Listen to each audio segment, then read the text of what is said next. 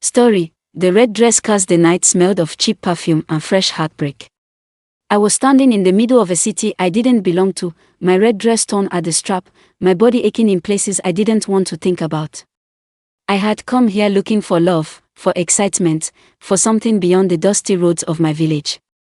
But I found nothing. I found pain, and now, I was alone. If you had told me a week ago that I would be here, shaking, lost, and ruined, I would have laughed in your face. Me, Amina. The girl who never even held a man's hand in broad daylight. No, not me, but love is a trickster, and Valentine's Day is its cruelest joke. It all started with a red dress, the scent of fresh hibiscus and roasted maize filled the air as the village market buzzed with excitement. It was that time of the year again. Valentine's Day was just around the corner. Everywhere Amina turned, there were girls giggling as they haggled for new dresses, vendors displaying heart-shaped trinkets, and young men pretending to be uninterested while secretly planning surprises. Amina sat at the edge of her mother's vegetable stall, peeling cassava absent-mindedly. She had seen this madness every year, and every year, she chose to stay away. Love, in her experience, brought nothing but misery.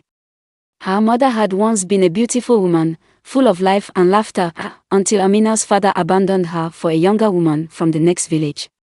The pain had aged her faster than time itself. Then there was her sister, Fatima, who had given her heart to a rich city man. He had promised her the world, whispered sweet lies in her ears, and convinced her to leave everything behind.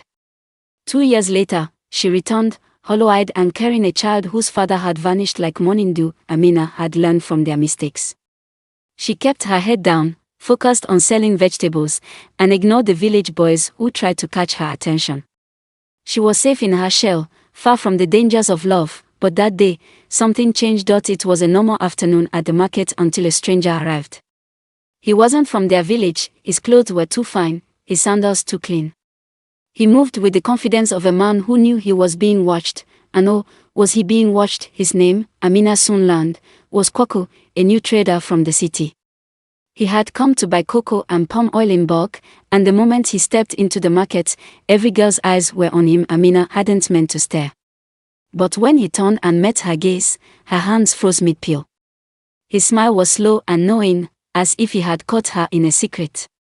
She looked away quickly, but her heart had already betrayed her. It was racing him. Zainab, her best friend, smirked beside her. So even the great Amina can be shaken. Stop, Amina muttered, but the warmth in her cheeks gave her away. Zainab leaned in, lowering her voice. He's been asking about you.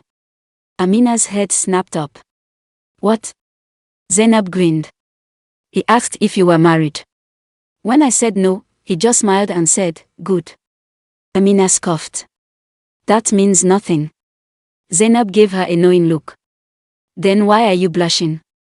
Amina had no answer for that. That night, she couldn't sleep. Every time she closed her eyes, she saw Kwaku's face. The way he had smiled at her, the way his deep voice had roared like honey when he greeted the elders. He wasn't like the village boys who tried too hard to impress. He was different. The next day, he came to the market again. This time, he bought vegetables from Amina's stall. You don't like Valentine's Day? He asked casually as she handed him his change. Amina hesitated. It's just another day. Kwaku laughed, shaking his head. No, Amina. It's a day for love. Love. The word felt dangerous on his lips. Before she could respond, he leaned in slightly.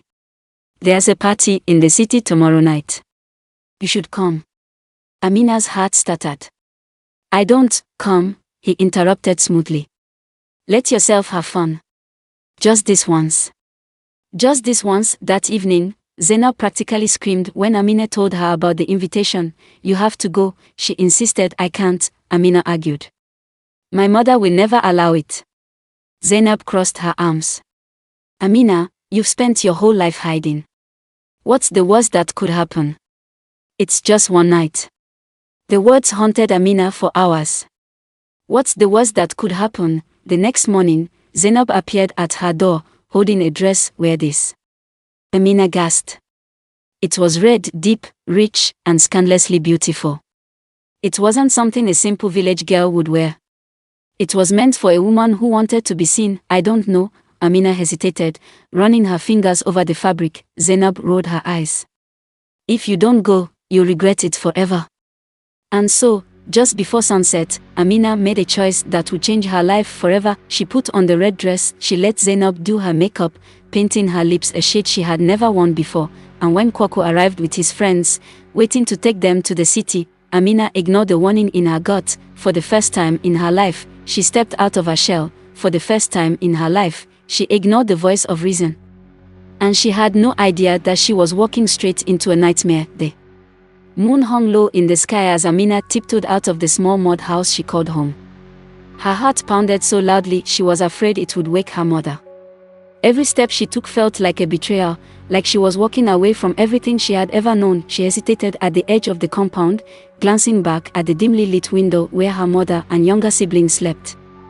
A small voice inside her begged her to turn back. But another, louder voice whispered, "This is your chance to finally leave." With one last deep breath, she stepped into the darkness. Kwaku was waiting at the village outskirts, leaning against a shiny black car. He wasn't alone. Two of his friends stood beside him, smoking and laughing, their gold watches glinting under the moonlight. Amina had never seen such luxury up close. The sight both excited and unsettled her. "You're late," Kwaku teased as he opened the car door for her. Amina forced a nervous smile. "I almost didn't come." "But you did." His voice was smooth, confident. He brushed a stray curl from her face, his fingers lingering for just a second too long. As the car sped toward the city, Amina's excitement built. She had never been beyond the neighboring villages, and now, here she was, in a car that smelled of foreign cologne, heading to a world she had only heard about in whispers. This is it, she thought. "I am finally leaving." When they arrived, the first thing Amina noticed was the noise. The party was nothing like the village celebrations she was used to. No drumming, no dancing under the moonlight with aunties watching from the sidelines. This was different. The air was thick with cigarette smoke, perfume, and something else, something heavy, like danger wrapped in temptation. Scantily dressed women draped themselves over men who held glasses filled with golden liquid. Laughter and music clashed, creating a chaotic melody. The lights were dim, but the room pulsed with life, the kind that made her feel small and out of place. Amina clutched the fabric of her red dress, suddenly wishing she had worn something less bold. "You're safe with me," Kwaku whispered in her ear, his hand sliding around her waist. For some reason, the words didn't comfort her. At first, Kwaku was charming, introducing her to his friends, keeping her close. But as the night went on, Amina noticed something. He never let her wander too far. Whenever another man so much as looked at her, Kwaku's grip on her waist tightened. If she laughed too loudly, he pulled her closer, as if silently warning her to behave. Amina's stomach twisted, but she told herself she was imagining things. "Here, drink this," Kwaku said, handing her a glass of something dark and fizzy. Amina hesitated. She had never drunk alcohol before. "It's just Coke," he reassured her with that same smooth smile. She took a sip. It burned her throat slightly, but it tasted sweet. Kwaku watched her closely, his eyes gleaming with something she couldn't name. The room spun slightly, but she ignored it. Maybe it was just the excitement. Or maybe it was something else. Minutes passed. Or maybe hours. Amina wasn't sure anymore. The music became muffled. The lights blurred, her limbs felt heavy, her vision swam as she turned to Kwaku, her lips forming words she couldn't quite say. "I feel strange." Kwaku's face was the last thing she saw before the world faded to black. When Amina woke up, everything was wrong. The first thing she noticed was the silence. The music, the laughter, the party, it was all gone. The second thing she noticed was the pain. A deep, aching pain that spread through her body, making her want to disappear into the bed she was lying on. The third thing, her red dress. It was torn. Terror clawed at her throat as she sat up. The room was dimly lit, unfamiliar. Kwaku was nowhere in sight. Panic gripped her chest. What happened? She tried to remember, but the night was a blur, a series of hazy images that refused to connect. She had been dancing. She had been drinking. Then, darkness. She looked around the room. Clothes scattered on the floor. A half-empty bottle on the table. A broken necklace, her necklace. Amina's breath hitched. Then, she saw it. A single red stain on the white sheets beneath her. Her stomach twisted violently. No. No. No tears burned her eyes as realization slammed into her like a tidal wave. She had been used. This isn't real. This isn't happening. She stumbled out of the bed, her legs shaking beneath her. She was alone. Completely, utterly alone. Amina didn't know how long she sat there, hugging herself, rocking back and forth as if she could shake away the nightmare, but reality was cruel. She needed to get out. She searched for her shoes, but one was missing. It didn't matter. She grabbed the torn remains of her dress, wrapped her arms around herself, and stepped out of the room. The house was eerily quiet. Kwaku was gone, the man who had promised her a night of excitement, the man who had smiled at her in the market like she was special. He had left her like trash. Amina swallowed the sob rising in her throat. She didn't know where she was. She didn't have money. All she had was the broken pieces of herself, and outside, the sun was rising. A new day, but Amina would never be the same again. The sky was painted in shades of pink and orange as the sun began its slow rise over the city.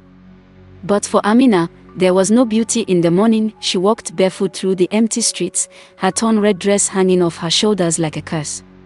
Her body ached, her head throbbed, but the worst pain was the one in her heart. She had come to the city looking for love, for adventure. Now, she was nothing. A few early risers stared at her as she passed. Some with curiosity, others with pity. She didn't care. She just kept walking, not even knowing where she was going. Her throat was dry. Her stomach twisted with hunger. But she didn't deserve food, didn't deserve water. She deserved this suffering. She should have listened. She should have stayed home. By midday, she found herself at the bus station. She had no money. Not a single coin. The driver barely spared her a glance when she asked for a ride back to her village. No money, no seat, he grunted. Amina swallowed hard, her pride already shattered. Please, she whispered. I just need to get home. The man eyed her up and down. The torn dress. The desperate eyes. He sighed, shaking his head. Sit in the back. Don't let my boss see you. She nodded quickly, sliding into the last row. The ride home felt endless. Every mile brought her closer to the village, but not to safety. She knew what was waiting for her, and she was right. The moment she stepped into her compound, her mother gasped. Amina, she whispered, as if she couldn't believe it was really her daughter standing there, bruised and broken. Amina opened her mouth, but no words came out. Then, her mother saw the torn dress. The realization hit her like a slap. No, her voice trembled. No, no, no. Amina dropped to her knees. Mama, but her mother stepped back, covering her mouth with shaking hands. What have you done? The door to the house burst open, and her younger siblings peered out, confusion in their innocent eyes. Behind them, the neighbors were already gathering. Whispers, gasps. The village women shook their heads, their lips curling in disgust. She went to the city. She came back ruined. Just like her sister. Amina wanted to scream, to tell them that she hadn't gone looking for this. That she had been tricked, used, but what was the point? No one would believe her. Her mother didn't speak to her that night. Or the next night. Or the one after that. The silence in their home was worse than the whispers outside. Amina had never felt so alone. The village rejected her. The girls who used to chat with her at the market turned away when she passed. The boys who once admired her now laughed behind her back. Even Zainab, her best friend, barely spoke to her. It was as if Amina had died that night in the city, and only a shadow remained. Weeks passed, then a month, then 2. And one morning, as she bent over the fire to prepare porridge, a sudden wave of nausea hit her. Her hands trembled as she stared at the food, her stomach twisting violently. She ran behind the house and vomited until there was nothing left. She knew before her mother even asked the question. She was pregnant that night. Amina sat outside, staring at the moon. Somewhere in the city, Kwaku was probably laughing, living his life without a care. He had vanished, just like her father, just like the man who had left Fatima, and now, she was carrying his child. A child born from a night she wished she could forget. Tears slipped down her cheeks. She wanted to run, to disappear, to undo everything. But she couldn't. She had to face it. She had to live with the consequences, and so, she made a promise to herself. She would tell her story, she would warn other girls, because love wasn't a game, and not every man who smiles at you has good intentions. One night could cost you everything. She had learned that the hard way, and she prayed no other girl would make the same mistake. One night can cost you your entire life. Love is not a game, and not every man who smiles at you has good intentions. Please like this video, comment and subscribe to my YouTube channel for more content.